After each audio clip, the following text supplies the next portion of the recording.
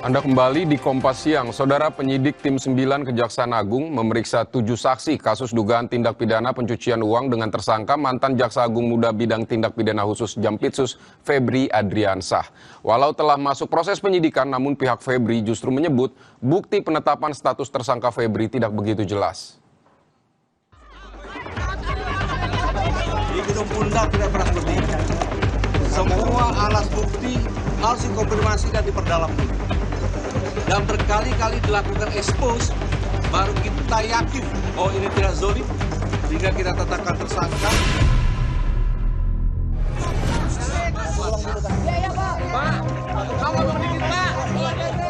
Penyidik Kejaksaan Agung terus melakukan pendalaman kasus untuk pembuktian perkara ex-Jampitsus Febri Ardiansyah.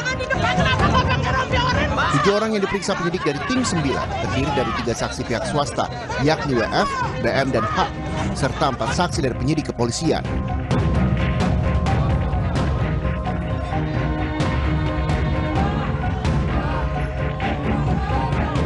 Kejaksaan Agung melalui tim penyidik Tim 9 telah melakukan pemeriksaan terhadap 7 orang saksi terkait seprindik perkara TPPU yang melibatkan tersangka saudara FA.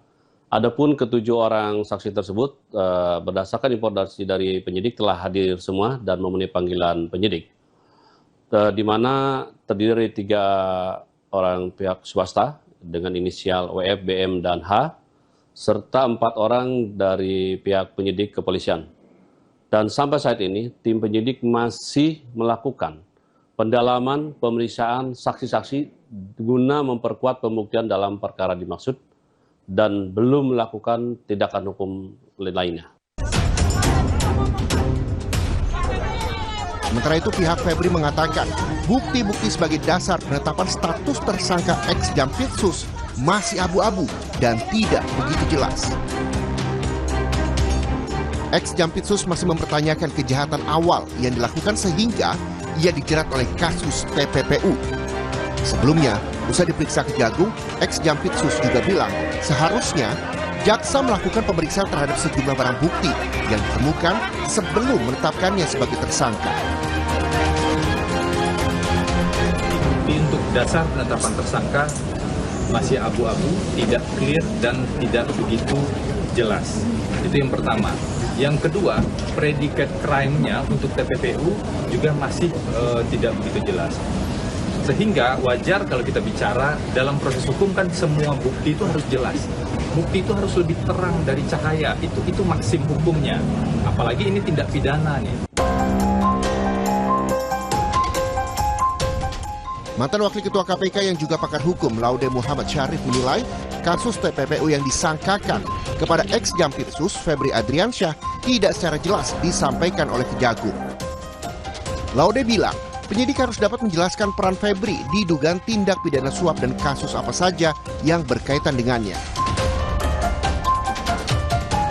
Masih kurang jelas ini Pak Febri ini ditersangkakan dengan apa. Memang disebutnya itu adalah tindak pidana pencucian uang. Tetapi predikat crime-nya yang mana ini? Apakah dia terima suap? Apakah dia melakukan pemerasan? Dan untuk kasus mana saja? Itu harus dijelaskan. Dan saya pikir Kompas TV itu yang paling penting.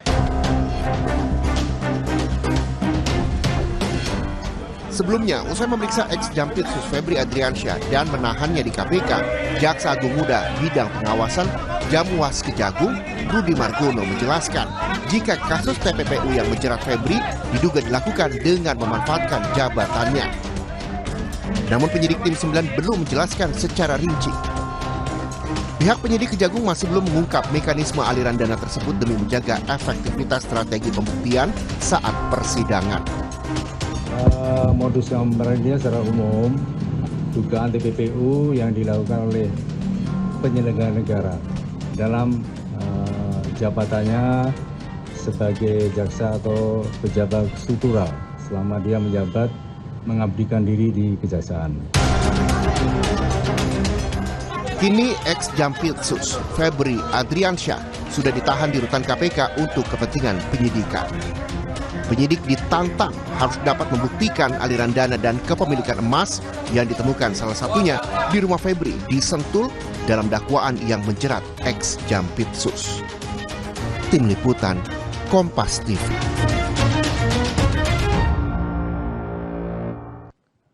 Pada Jumat lalu, Saudara, usai menjalani pemeriksaan maraton, mantan Jampitsus Febri Adriansah keluar dari ruang pemeriksaan Kejaksaan Agung.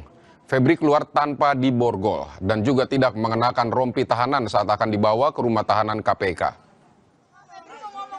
Sebelum ditahan di rutan KPK, ex-Jampitsus Febri Adriansah sempat diperiksa sebagai tersangka dengan sprindik baru yang diterbitkan Kejagung, yakni untuk kasus TPPU. Ex-Jampitsus Febri menilai penahanan terhadap dirinya tidak sesuai prosedur karena seharusnya penyidik mendalami dan mengonfirmasi sejumlah alat bukti yang sudah ada, baru menahannya.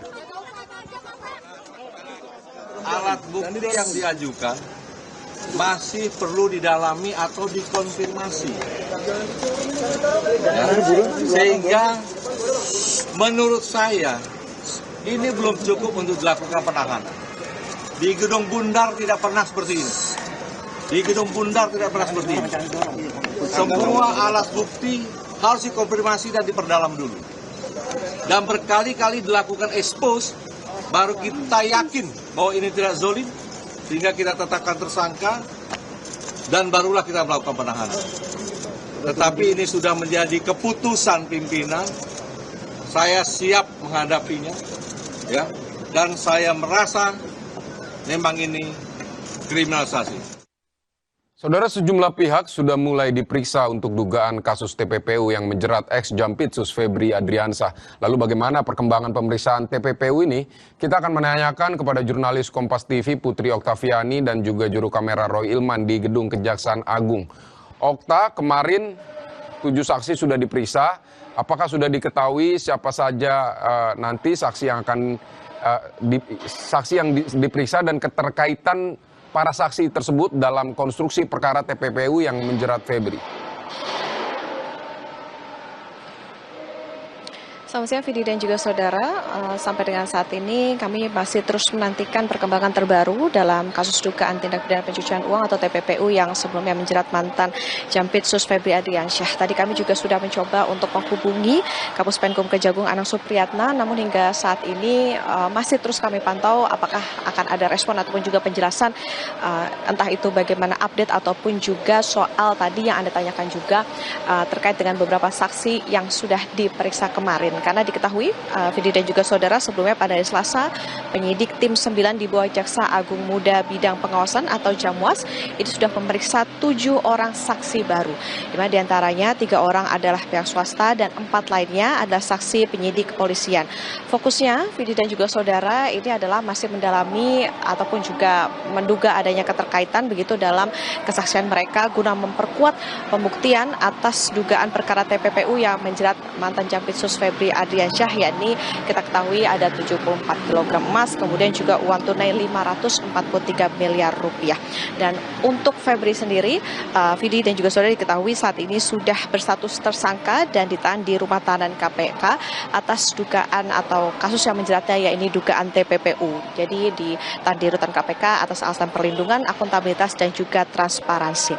Dugaan TPPU ini sendiri, Vidi dan juga saudara, ini diduga dilakukan Febri selama menjabat sebagai pejabat struktural ataupun bertugas di kejaksaan. Febri sendiri terseret dalam sejumlah kasus atau perkara yang berkaitan dengan TPPU, diantaranya TPPU di Krakatau Steel, TPPU korupsi pengadaan batu bara PLT untuk PLN yang mengakibatkan blackout, lalu juga sprindik dugaan korupsi perkara PT Asabri, di mana Febri ini ditetapkan sebagai tersangka bersama dengan pihak swasta Don Rito. Kita tentunya menunggu, termasuk juga tadi bagaimana informasi terbaru soal pemeriksaan sejumlah saksi yang dilakukan kemarin, bagaimana transparansi atas pengusutan kasus ini, termasuk juga bukti-bukti yang sebelumnya juga sempat tadi dalam berita pengantar juga disebutkan, sempat dipertanyakan begitu oleh pihak Febri Adriansyah bahwa atas penetapan status tersangka Febri ini tidak begitu jelas. Ini yang tentu masih akan kita pantau bersama di Kejaksaan Agung. Vidi. Baik, Putri Oktaviani, terima kasih untuk laporan Anda dari Kejaksaan Agung, Jakarta. Saudara, kita ke informasi lainnya. Kepala Badan Komunikasi Pemerintah atau Bakom RI Muhammad Kodari menanggapi hasil survei yang menunjukkan penurunan tingkat kepuasan publik terhadap pemerintahan Presiden Prabowo Subianto. Menurutnya hasil survei bersifat dinamis dan pemerintah siap menerima kritik serta masukan untuk perbaikan kinerja. Kepala Bakom Muhammad Kodari bilang hasil survei hanyalah gambaran opini publik pada satu waktu tertentu. Menurutnya tingkat kepuasan masyarakat dapat berubah seiring perkembangan kinerja pemerintah. Kodari menilai pemerintah tetap terbuka menerima seluruh kritik dan masukan dari masyarakat. Ia juga meminta pemerintah ia mengatakan pemerintah akan menunggu hasil survei dari berbagai lembaga sebagai pembanding agar penilaian lebih objektif. Yang namanya survei itu dia potret opini publik, dia dinamis, bisa naik bisa turun. Jadi kalau kemarin beberapa bulan yang lalu seperti di laporan SMRC itu 80%, sekarang 50%, ya insya Allah nanti 80% lagi. Yang kedua tentu kita tunggu riset-riset yang lain yang bisa dijadikan sebagai perbandingan. Karena sesungguhnya kalau kita melihat fundamental ekonomi sangat bagus, pertumbuhan ekonomi 5% lebih, 5,6, kemudian inflasi kita juga terkendali 3%. Dalam survei SMRC yang dilakukan terhadap 749 responden yang dipilih secara acak menunjukkan kepuasan publik terhadap kinerja Presiden Prabowo berada di angka 51,1%. Angka ini, saudara, turun dibandingkan survei yang sama pada November 2025 yang berada di angka 81,2%. Penurunan tersebut beriringan dengan memburuknya penilaian masyarakat terhadap kondisi ekonomi, politik, dan penegakan hukum.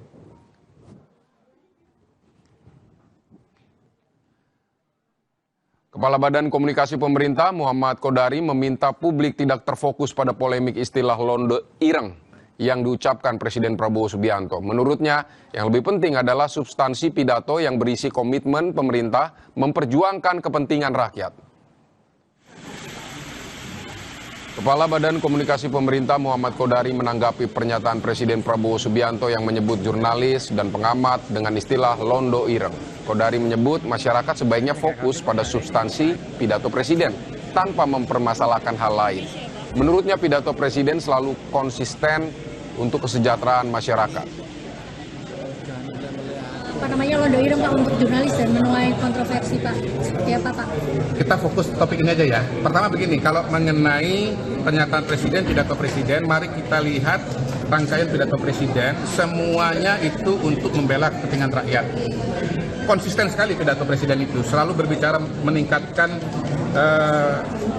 kesejahteraan petani, taraf hidup nelayan, ketahanan pangan, swasembada beras, ketahanan energi, pencapaian B50 ya. Sebelumnya, saudara, pada peringatan hari lahir ke-28 PKB, Presiden Prabowo Subianto menyinggung soal londo ireng yang masih ada di Indonesia. Prabowo bilang londo ireng ini mengabdi dan berbakti kepada bangsa lain sebagai kampanye untuk membuat Indonesia goyah. Presiden juga bilang bahwa londo ireng di masa sekarang masih ada, tetapi menggunakan baju lain sebagai jurnalis, pengamat, dan LSM. Kita tahu ada orang-orang Indonesia yang senang mengabdi dan berbakti kepada bangsa lain. Itu yang dulu kita sebut londo ireng. Ikut Belanda perang lawan kita. Londo-londo ireng ini sampai sekarang masih ada. Hanya dia sekarang pakai baju lain kan. Wartawan, jurnalis, apa itu, pengamat, LSM harus kita tanya, yang gaji lu siapa? Yang bayar listrikmu siapa? Yang bayar handphonemu siapa? Cari pekerjaan susah, kita tahu kan? kita paham ada kampanye besar untuk kita goyah. Saudara, usai jeda kami punya informasi lahan gambut di 3 kecamatan Kabupaten Ogan, Komering Ilir, Sumatera Selatan masih terbakar. Tim gabungan yang melakukan pemadaman darat dan udara baru berhasil memadamkan di 1 kecamatan.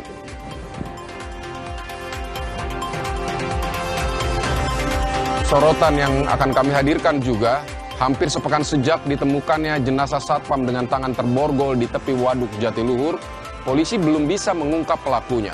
Polisi mengaku terkendala minimnya saksi serta kamera pengawas atau CCTV